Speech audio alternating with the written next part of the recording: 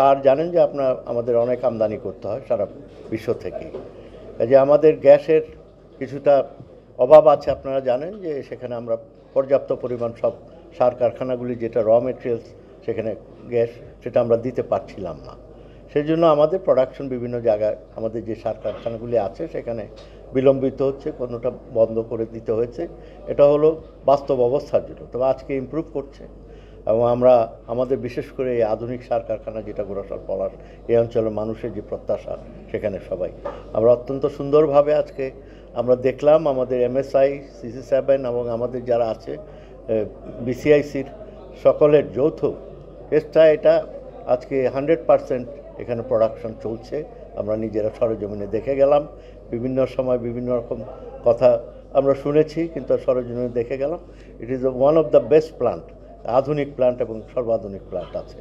আমরা বিশ্বাস করি জাপান এর আগেও আমাদের পুরনো বন্ধু, একেবারে জাতির পিতা বঙ্গবন্ধু থাকাকালীন এবং আমাদের বর্তমান প্রধানমন্ত্রী শেখ হাসিনাও জাপানে গিয়েছেন, তাদের সাথে আমাদের অনেকগুলি কাজ চলছে সেখানে। আমরা বিশ্বাস করি তারা আগামীতেও আমরা জাপানের সাথে কাজ করব। এখন জন্ম সনদ দিয়ে খোলো বিকাশ স্টুডেন্ট অ্যাকাউন্ট, নিজের বিকাশ নিজে কর। আমাদের আরেকটি সার কারখানা ভোলাতে আমরা মাননীয় প্রধানমন্ত্রী ইচ্ছা প্রকাশ করেছেন, সেখানে আমরা আরেকটি সার কারখানা করতে যাচ্ছি। আর আশুগঞ্জে আমাদের একটি প্ল্যান আছে বিভিন্নভাবেই, যাতে বিদেশের উপর সার কোনো অবস্থাতেই আমাদের নির্ভর না করতে হয়। কারণ আপনারা জানেন যে এগ্রোবেসড কান্ট্রি আমরা, আজকে কৃষি এবং ফুড সেফটির জন্য আমাদের সবচেয়ে বেশি প্রয়োজন এক্ষেত্রে সার কারখানা। যে আমরা এই সার কারখানাগুলি যদি পরিপূর্ণভাবে আমরা চালনা করতে পারি, আমাদের বিদেশ থেকে কোনো দিন আর সার কিনতে হবে না, বরং আমরা বাইরে আরও পাঠাতে পারবো সেখানে।